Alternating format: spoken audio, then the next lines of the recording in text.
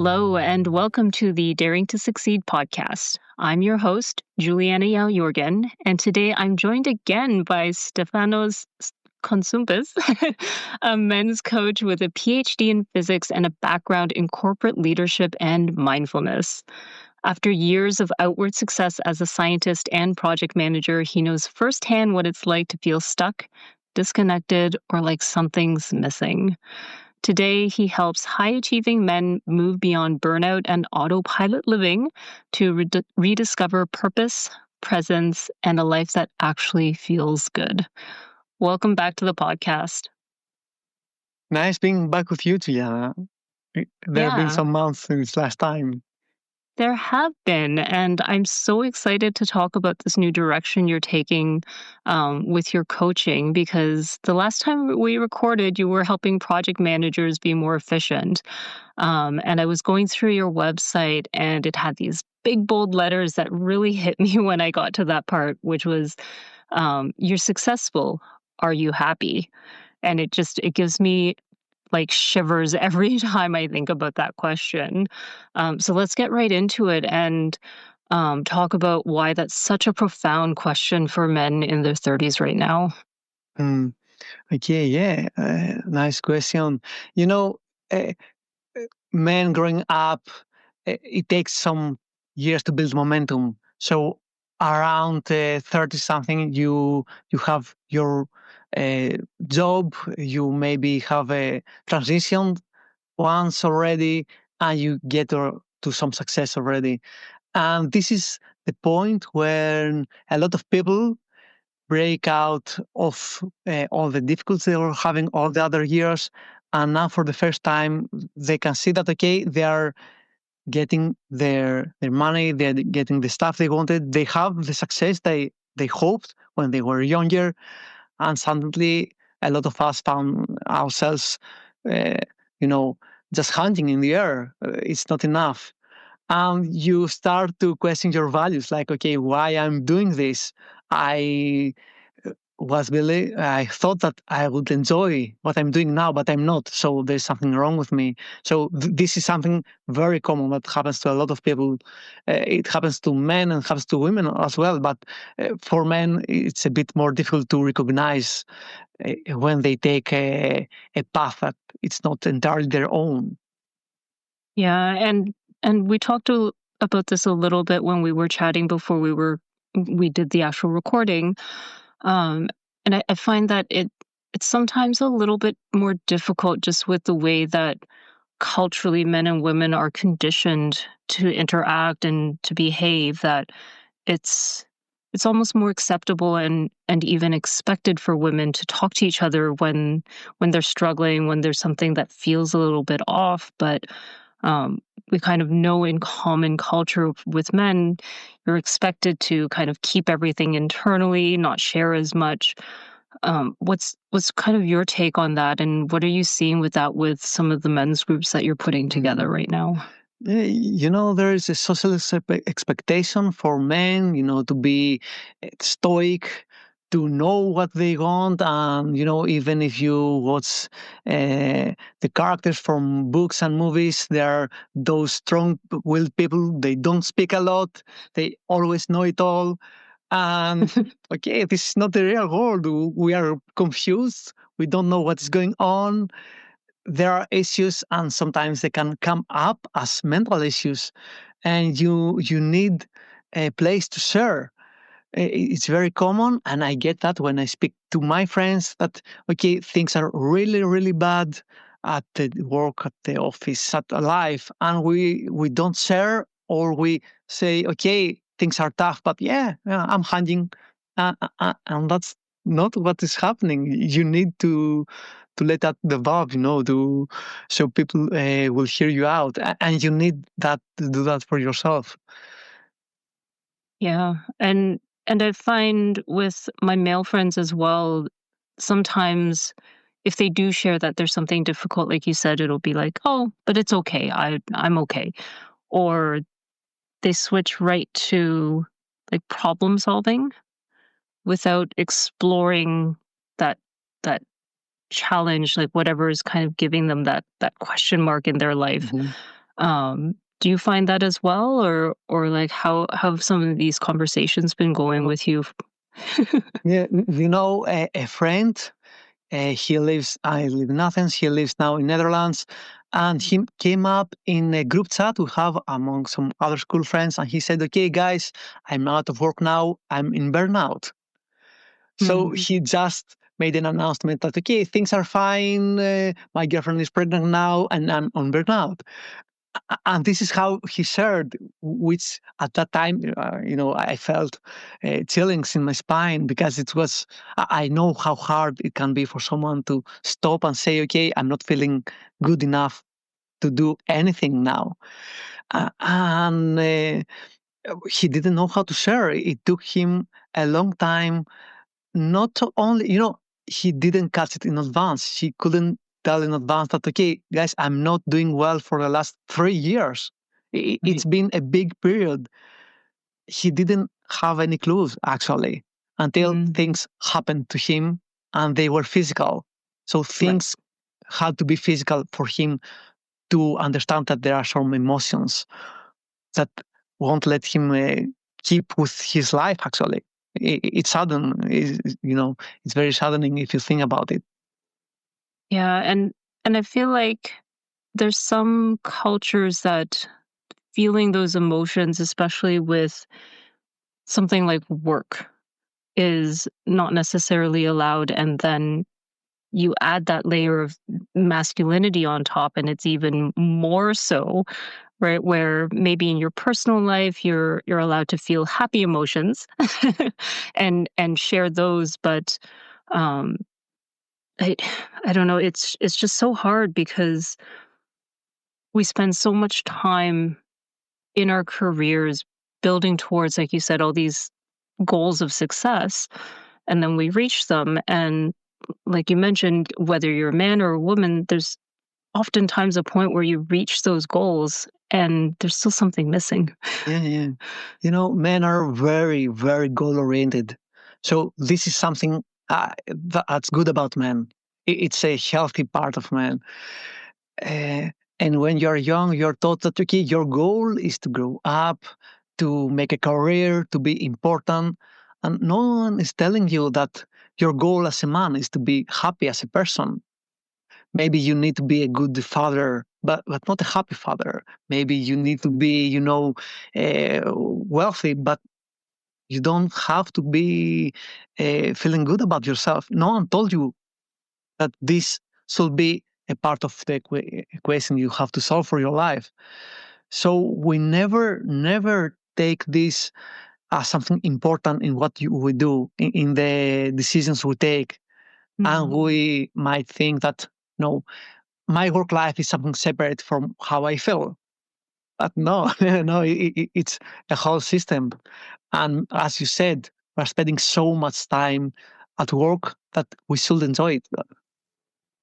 Yeah. And I remember the last time we spoke, you were really focused on helping project managers be more efficient so that they're not working as much, so that they can actually enjoy their life.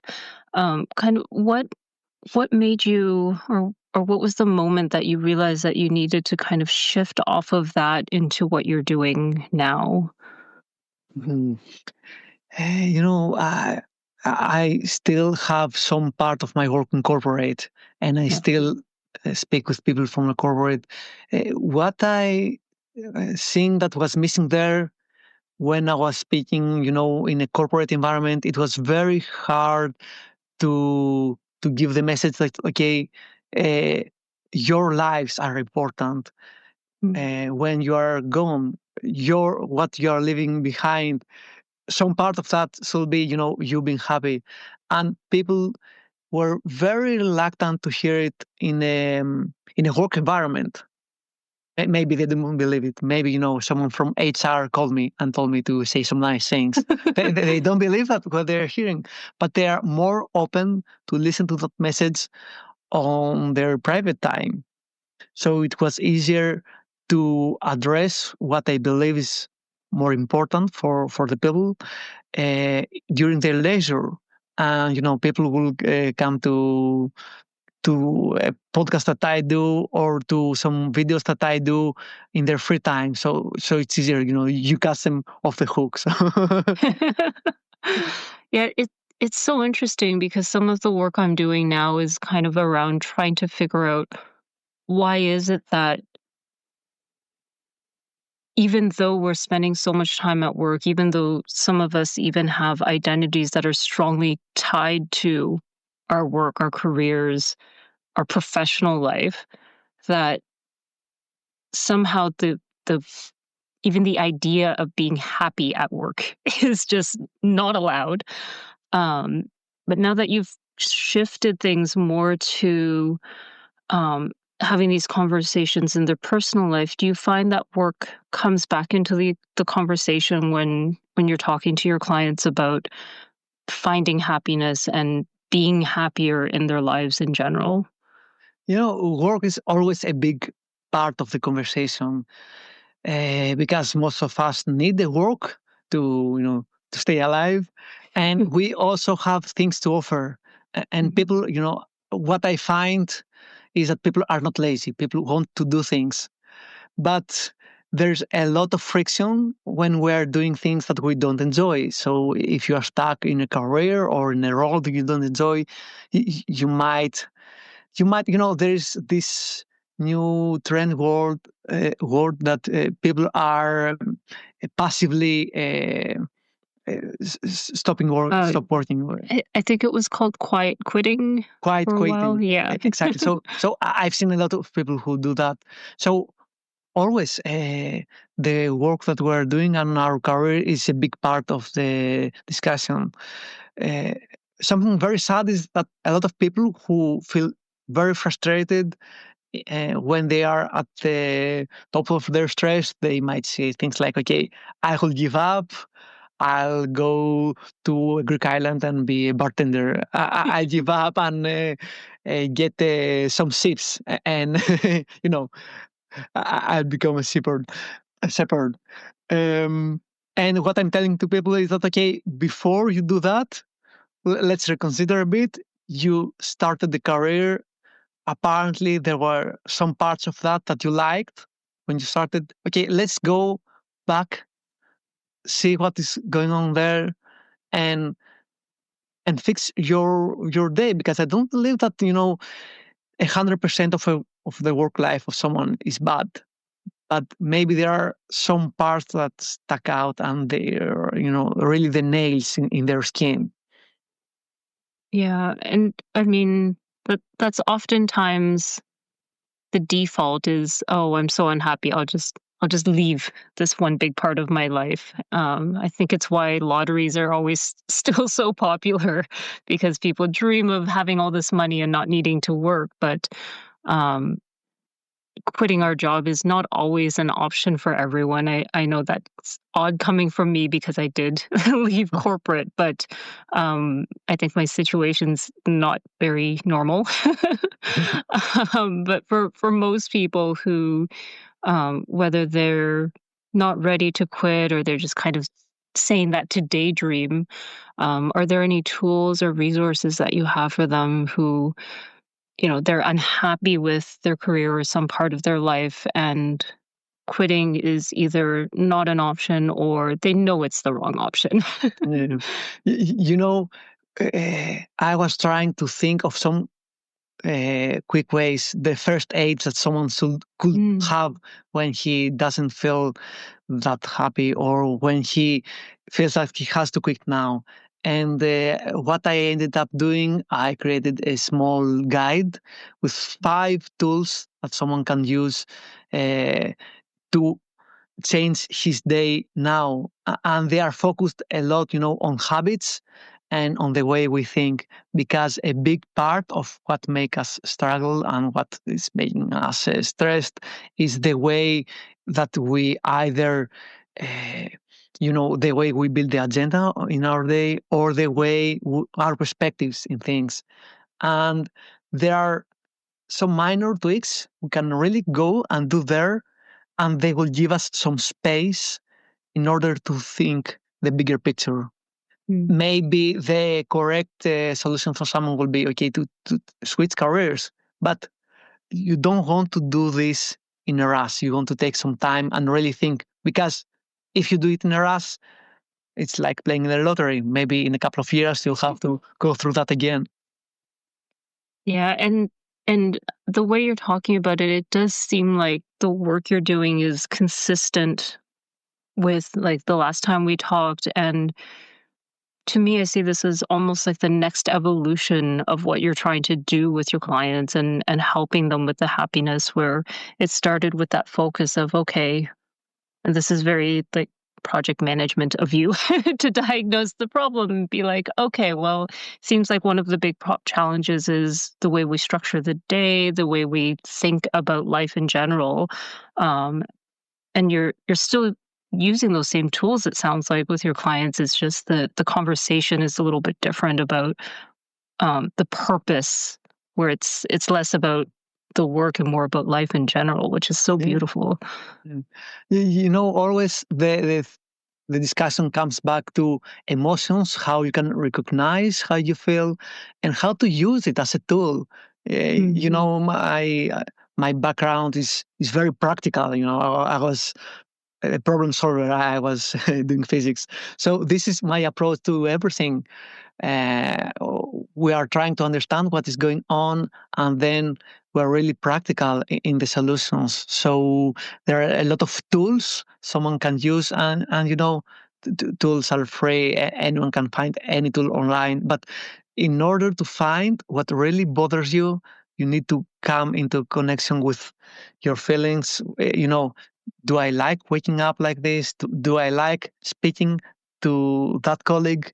Or when I'm my most productive through the day. These are things we pick up and we work with. They can make a big difference in how you perceive life, after all. It really does, and I think, I mean, we could talk forever about the importance of emotions. And I'm curious about if there's so much here to unravel, and in terms of like feeling those emotions, really looking at our lives and what makes us happy and what doesn't. Um, for someone who's listening, and we'll come back to the tools in a second, but like, is there something that you can direct people to help them kind of connect with their emotions a little bit, and or even just to how do I say this, to be comfortable with accepting that there are emotions even. Mm. Accepting that there are emotions. There are a lot of great resources. Mhm. My favorite book, if someone would want to do that, is from Goldman, The Emotional Intelligence, which is the basic book that will help you understand that okay, we are more than just a thinking machine. Mhm. What we have found is that when we cannot access our emotions, we cannot take any kind of meaningful decision. People who have been, there were very bad experiments in the 1800s, people who were lobotomized, they couldn't decide anything. I mean, they couldn't decide if they want to sit or stand up. Mm. And this is something I'm trying to tell people, that once you recognize how you feel about any given choice, I mean, why move to Dublin or move to London? What will help you decide? Because if you make a SWOT analysis, this won't help. Maybe you will gravitate to what you already wanted in the first place, but Yes. it doesn't really help. And for me, one of the tools that really, really helped me, it was mindfulness Mhm. meditation, because it gave me the space to sit and reflect and see that there are things that come up that they were there already, but I never recognized. In my guide, this is one of the things people can find it in my website. It's very easy.